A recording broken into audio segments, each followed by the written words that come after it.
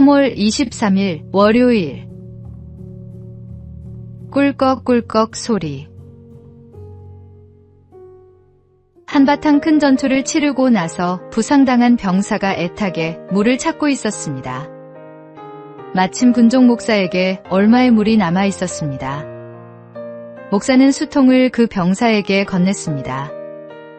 병사는 무심코 그 물을 마시려고 했습니다. 물통을 들면서 모든 소대원들의 눈이 자기에게 집중되어 있는 것을 알게 되었습니다. 그는 목마른 것을 꾹 참고 그 수통을 소대장에게 넘겨주었습니다. 소대장은 그 수통을 받아들더니 입에 대고 꿀꺽꿀꺽 소리를 내며 마셨습니다. 그리고 부상당한 병사에게 다시 그 수통을 돌려주었습니다. 부상당한 병사가 물을 마시려다 보니 물은 조금도 줄지 않았습니다. 병사는 수통에 입을 대고 소대장처럼 꿀꺽꿀꺽 소리를 내며 맛있게 물을 마셨습니다. 수통은 다음 병사에게로 전해졌습니다. 소대원들은 모두 꿀꺽꿀꺽 물을 마셨습니다. 마침내 수통은 군종 목사에게 돌아갔습니다. 수통의 물은 처음 그대로였습니다. 갈증을 느끼는 사람은 아무도 없었습니다. 그날 물이 늘어난 것은 아니었습니다. 그러나 서로를 먼저 생각한 마음이 갈증보다 앞섰고 그 배려가 모두를 충분하게 만들었습니다. 은혜를 누린 사람은 생명을 지켜주는 인수를 펼 수 있습니다. 서로를 배려하고 양보하는 마음이 모두를 살립니다. 오늘의 말씀. 서로 사랑하라. 내가 너희를 사랑한 것 같이 너희도 서로 사랑하라. 오늘의 만나. 오늘 누군가에게 은혜를 끼치는 사람이 되십시오.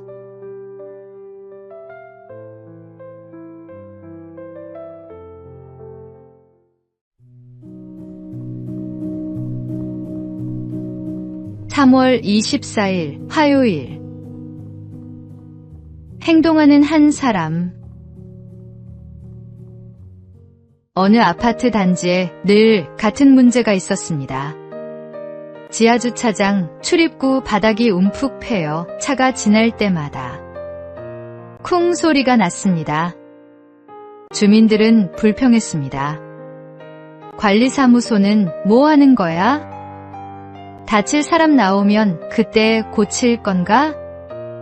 단지 단톡방에는 불만이 끊이지 않았지만 며칠이 지나도 바닥은 그대로였습니다. 어느 비 오는 날, 한 주민이 차에서 내려 그곳을 한참 바라보더니 집으로 올라가 공구를 들고 내려왔습니다.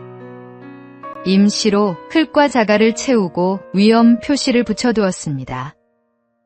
완벽한 수리는 아니었지만 그날 이후 사고는 나지 않았습니다. 그는 아무 말도 남기지 않고 조용히 집으로 돌아갔습니다. 다음 날 단톡방에 이런 글이 올라왔습니다. 어제 누가 바닥을 임시로 고쳐놨네요. 덕분에 아이들 다칠까 걱정 안 해도 되겠어요. 그제야 사람들은 깨달았습니다. 말로만 걱정하던 사람들보다 먼저 나서서 행동한 한 사람이 상황을 바꿔 놓았다는 것을. 성경에서 하나님이 찾으시는 의인은 완벽한 사람이 아닙니다. 모두가 외면할 때 그 자리에 멈춰 서서 할 수 있는 일을 하는 사람입니다. 오늘의 말씀. 이 땅을 위하여 성을 쌓으며 성 무너진 데를 막아서서 나로 하여금 멸하지 못하게 할 사람을 내가 그 가운데에서 찾다가 찾지 못하였으므로. 오늘의 만나. 불평하기보다 작은 일이라도 직접 행하는 사람이 되십시오.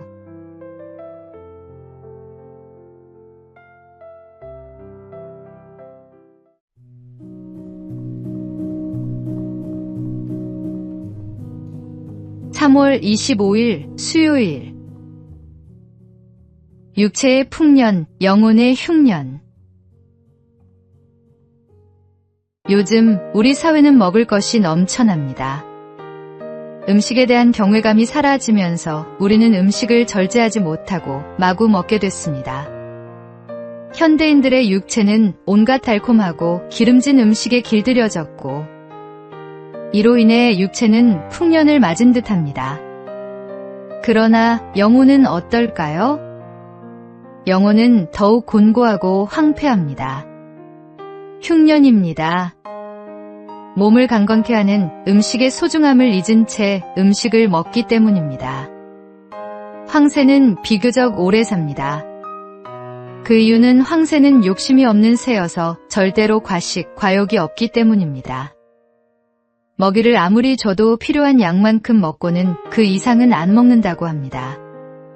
식사 절제는 사람에게도 장수의 조건이 됩니다. 경건 생활에서도 이렇게 절제하는 것은 중요합니다. 이스라엘 백성들이 광야 생활을 할 때도 이러한 절제 속에서 아름답게 살아갔습니다. 우리는 좀 적게 먹고 말씀과 기도로 영혼의 생명을 더욱 풍부하게 해야 합니다. 나의 연약함과 불완전함을 하나님 앞에 내놓음으로써 우리는 비로소 경건과 사랑의 힘을 얻을 수 있습니다. 성경은 영으로서 몸의 행실을 죽이면 살리니라고 말씀합니다. 육체의 욕망을 절제하고 영적인 것에 집중할 때 참된 생명을 얻게 됩니다. 오늘의 말씀, 너희가 육신대로 살면 반드시 죽을 것이로되 영으로서 몸의 행실을 죽이면 살리니. 오늘의 만나, 육체를 채우는 일에만 집중하지 말고 절제하며 말씀과 기도로 영혼을 먼저 채우는 하루를 보내십시오.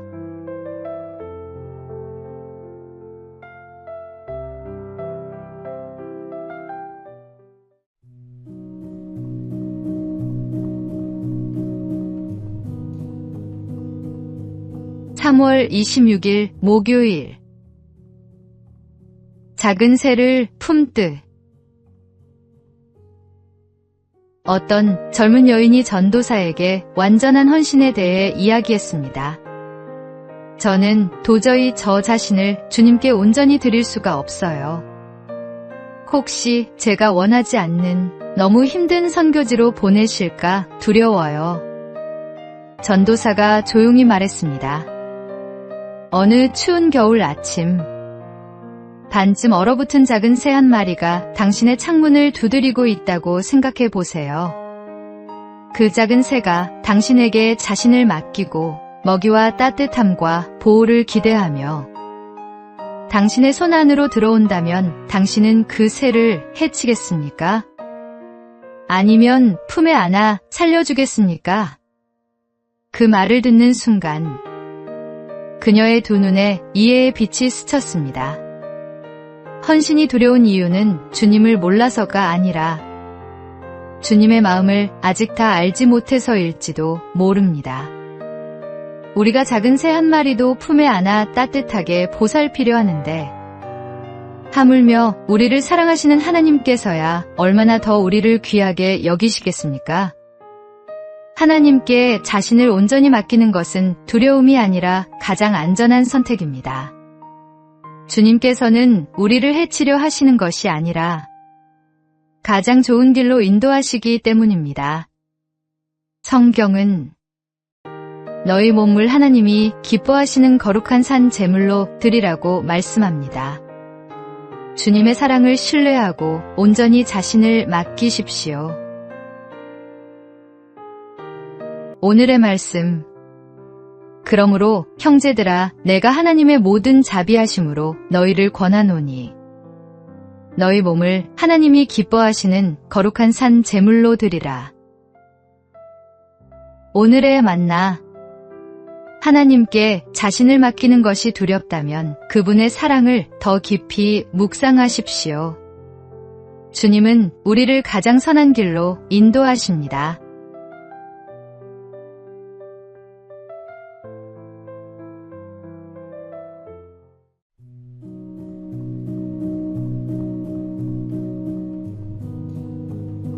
(3월 27일) 금요일. 곱하기의 십자가.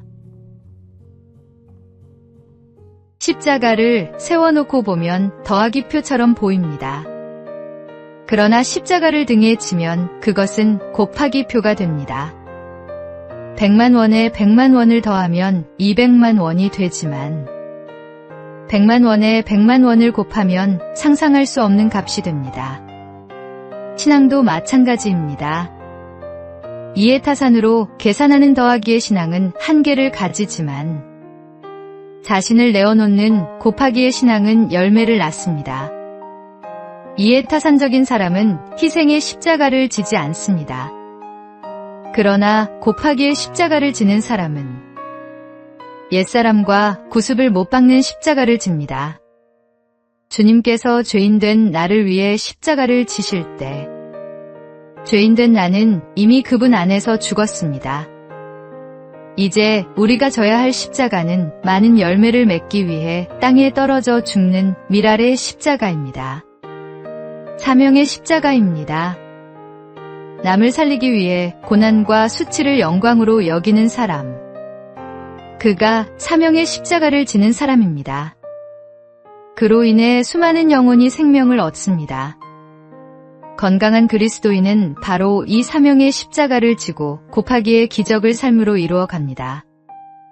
예수님은 한 알의 밀이 땅에 떨어져 죽으면 많은 열매를 맺는다고 말씀하셨습니다.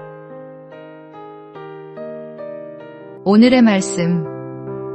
내가 진실로 진실로 너희에게 이르노니 한 알의 밀이 땅에 떨어져 죽지 아니하면 한 알 그대로 있고 죽으면 많은 열매를 맺느니라. 오늘의 만나. 이해타산의 더하기 신앙이 아니라 자신을 내어놓는 곱하기 신앙으로 많은 열매를 맺는 삶을 살아가십시오.